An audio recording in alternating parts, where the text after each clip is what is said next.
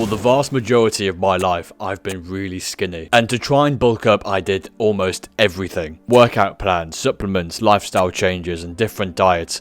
And some stuff worked, and some stuff really didn't work. But over the last year or so, I found the most effective tactics for muscle growth, and I'm now 15 kilograms or 33 pounds heavier than I was this time last year. And you can tell from the photos, the majority of this is muscle, and in fact not body fat. I know how difficult it can be to not only put on weight, but to put on muscle as a skinny guy. So today I've compiled all of the things that genuinely worked for me. And you might be surprised with how easy some of these steps really are. Let's get started. You need to lift hard and frequently. Obviously, going to the gym is important for gaining muscle. That goes without saying. Everyone knows that, and every single other YouTube video that you've clicked on will be telling you the same thing. But what I'm going to tell you here, you actually need to work really hard in order to put any muscle on. I actually was in the gym for about, I think, 4 or 5 years before I actually started to see any kind of improvement. This is only because I just wasn't working as hard as I should have done. There was a part of me that was always holding back. There was a part of me that wasn't quite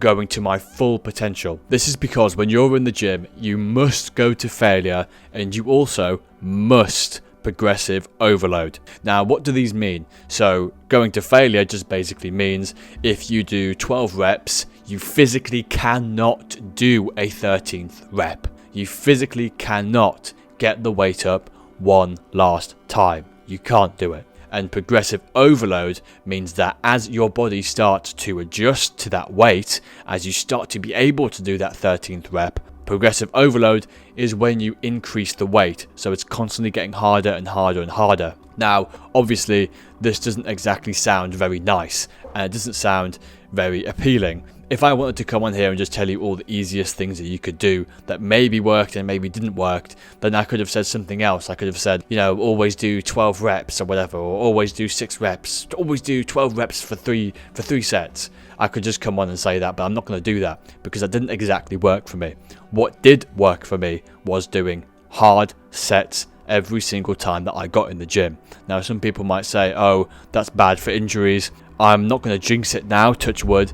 I haven't gotten a serious injury from the gym ever. I got a worse injury from marathon running actually, which was the inside of my foot started to hurt. So how exactly does this work, and how can we implement it into our current plans? So how it works basically is your body is telling your brain that you can't do the 13th rep, therefore you have an inadequate amount of muscle for the job at hand, therefore meaning your brain's going to say, oh, if this comes up again, we need to increase the amount of muscle and the amount of strength that we actually have in order to do it next time. This is why doing it frequently is so important. And then how do we implement progressive overload? So let's say you do the 12 reps and then you can't get the 13th rep.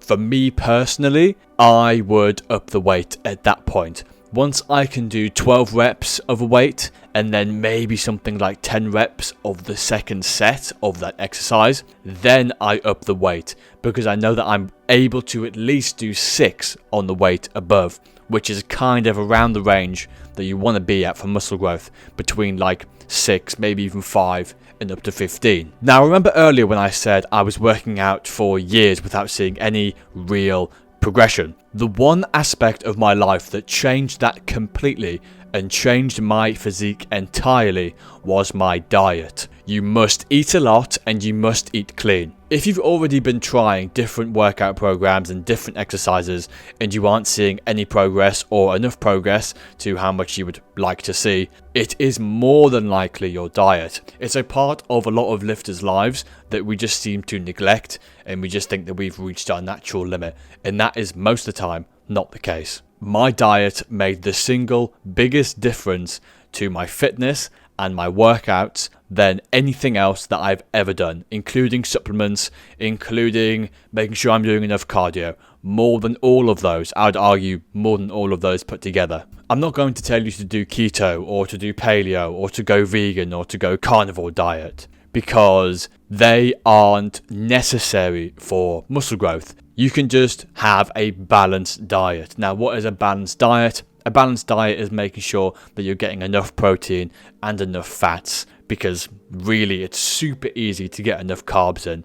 You could just eat bread all day for like 95p. That's not what we want to do. We want to make sure we're getting lots of good proteins and lots of good fats. These can typically come from fish, beef, chicken, any of the like. Then you want to support that with vegetables and fruits and good carbs as well for energy production, of course. So now we know we have to eat well, but how much do we actually have to eat? Well, go down in the description and get your caloric maintenance. There's a website in the description. Find that, add 20% of those calories on top and eat that every single day. For example, if your maintenance calories is 2000, you would be eating 400 calories on top of that because it's an additional 20%. Eat unprocessed single ingredient foods that are high in calories and high in protein. The last tip is something nobody talks about in these kinds of videos, so listen closely. Think like a bodybuilder. There isn't a quick fix or one method that will increase your muscle mass overnight like no one's ever seen before. That doesn't exist. It's only hard work and it's only consistency. There are things that help your muscle growth, don't get me wrong, but unfortunately the most difficult thing is the thing that will get you to the goal, and that is consistency.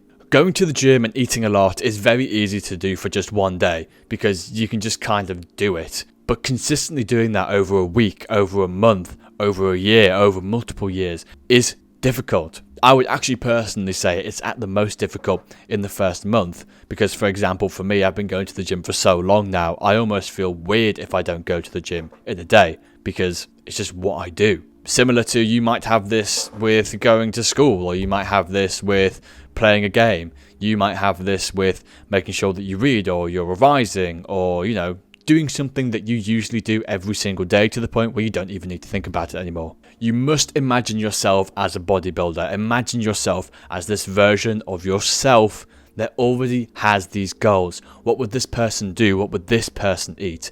What would this person, who is you, think? And how would you move forward? Would he get 9 hours of sleep, or would he play 3 hours on the video game? Would he make sure that he's getting a high protein meal in? Or would he get Uber Eats, bloody, KFC Zinger Burger or whatever?